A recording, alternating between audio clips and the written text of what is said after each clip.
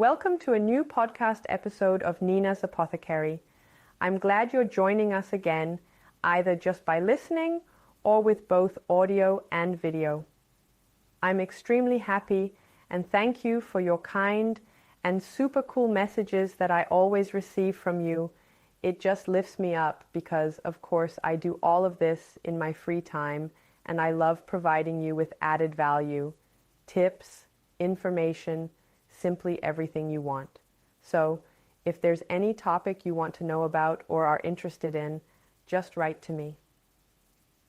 Today is part 2 of my series on intolerances because I've realized that they have been increasing a lot recently. The first topic was lactose, which was covered in a previous episode if you're interested.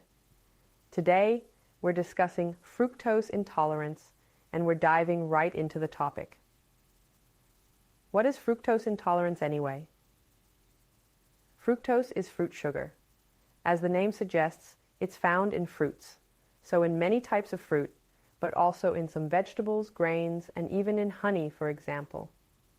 And what is fructose intolerance? It's when we, or people who have it, can't tolerate fruit sugar.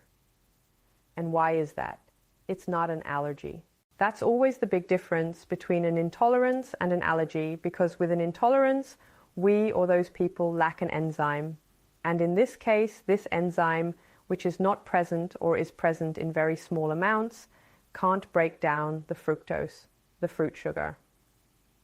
So, what happens then? We end up with various stomach and intestinal problems or redness or something along those lines. I'll go into more detail later. It's important to me that we understand the connection. This enzyme, which is mostly missing or insufficiently present, is called fructose malabsorption. It's a complicated word, but that's exactly what we have too little of, or almost none of, when we have fructose intolerance. What could be possible causes of fructose intolerance? It could be genetically conditioned and simply passed down from parents, great-grandparents, etc., and this enzyme is not sufficiently present. Or it's just that this enzyme doesn't work well enough. And then there's always an individual tolerance or intolerance, which also depends on whether I can tolerate fructose well or not. How can I find out whether I have fructose intolerance? Usually, the family doctor, together with a gastroenterologist, will examine it. Or I figure it out myself because I always know if I eat this, then that happens. So I keep a food diary. That is, it's one of the methods the doctor can also use called an elimination diet. That means if I don't consume fructose, I don't have the symptoms. If I do, then I have them. The second is a breath test.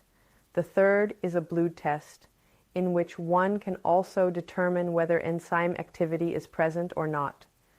These tests are not very complicated at the doctor's, but are relatively uncomfortable because you then have to drink a lot, usually fructose, lactose, or whatever. And if you already know you have this intolerance, then you have all the conditions. I would advise you to write it in a food diary. It might be easier. What are typical symptoms of fructose intolerance? So, anything to do with the gastrointestinal tract. That means stomach pains, bloating, diarrhea, nausea, also resulting in weight loss. And of course, what's related to that? Headaches and exhaustion. Those would be the most typical symptoms. Now, this can obviously also affect our daily life because it's not so easy if I, for example, always eat out or get food at work. Then I always have to plan everything extremely well in advance. I always need to know how much fructose is contained, where, how much my body can tolerate, how I deal with it. That means the social component could, in quotes, be somewhat limited because fructose can also be contained in drinks. It can become quite complicated. But I believe once you get the hang of it, it becomes relatively easy. However, until it becomes the new routine, it can be quite difficult and should not be underestimated. Which foods would really be wise to avoid? This is always the case with all allergies anyway.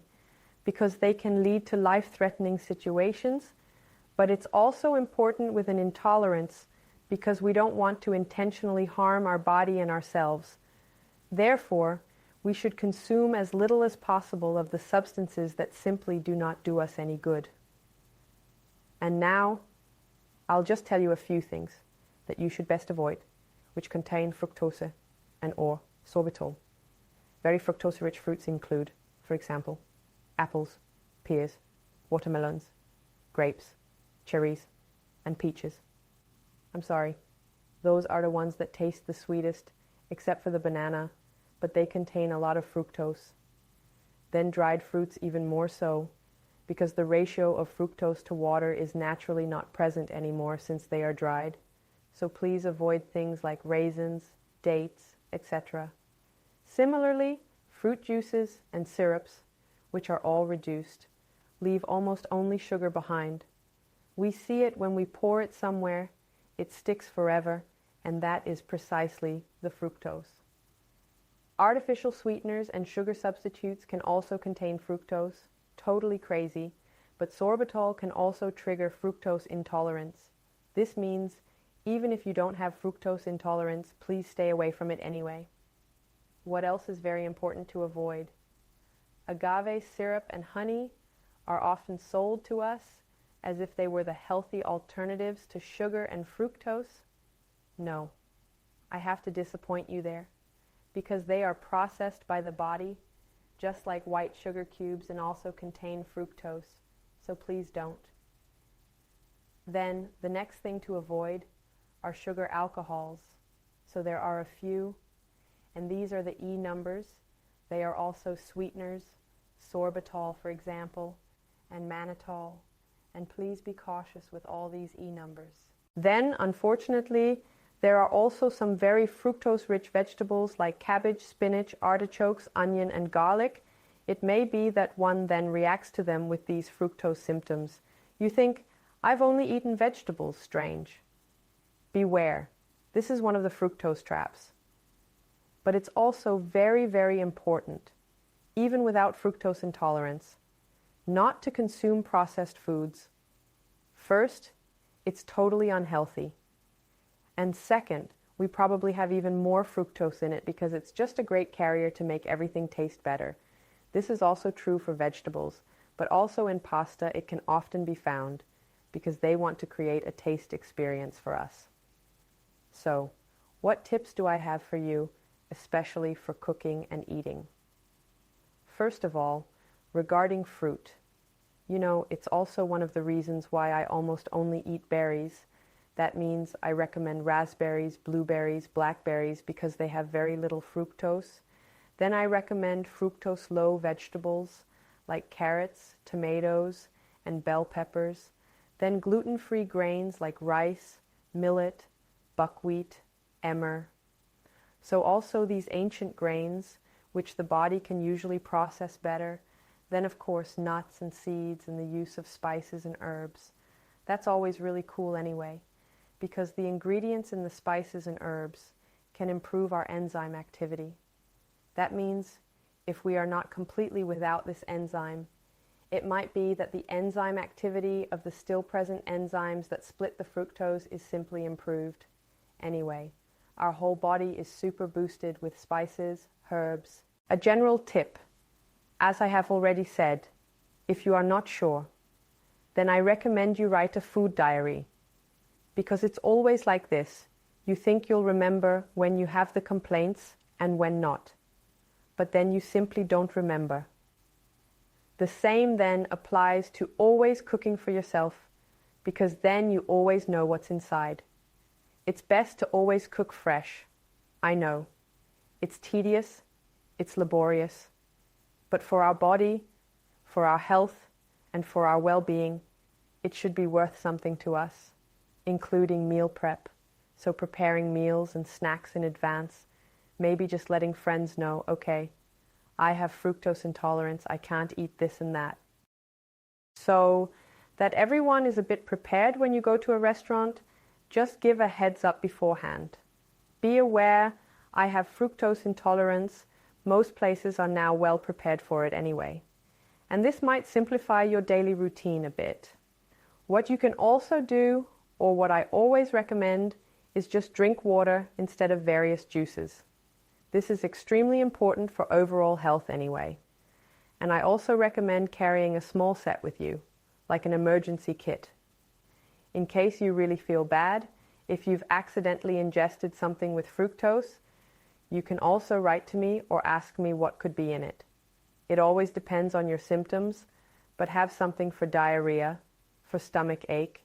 It could just be a small blister pack or something you can carry everywhere so you don't end up in an awkward situation.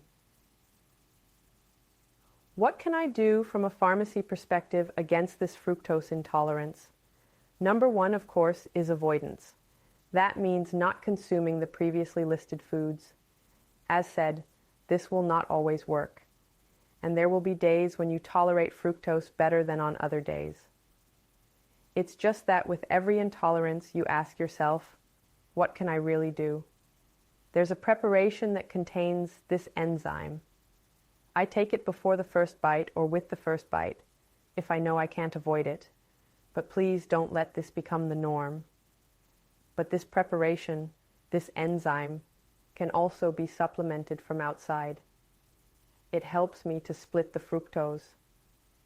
It has no side effects, because this enzyme would be in our body anyway. Then the second thing is probiotics. That means really making sure we build up our gut flora, that we mainly have good gut bacteria. Because digestion starts with saliva in the mouth and goes all the way down the digestive tract. And everywhere there are these good bacteria. We have them everywhere, also on our skin. So probiotics are super important. And then there are some very new research approaches that also have a lot to do with our microbiome, where there are also great enzyme researches. But these are not yet mature and not finished. What should always be considered, in my eyes, is the gut-brain axis. Generally, that our whole body always interacts with our psyche. It's just so important. And just mind-blowing when we know, when we pay attention to it. And many may have fewer symptoms on vacation and wonder why, because then the stress factor is eliminated or because they just generally feel better. And this, of course, always adds a huge point as well. I can highly recommend trying to come down a bit with breathing exercises, with stress reduction, with walking, with yoga, with whatever. Just taking a few minutes out of the day for yourself. This will help you with all diseases, intolerances, and allergies. Yes, and now I just have to say thank you again for watching, for listening, or both.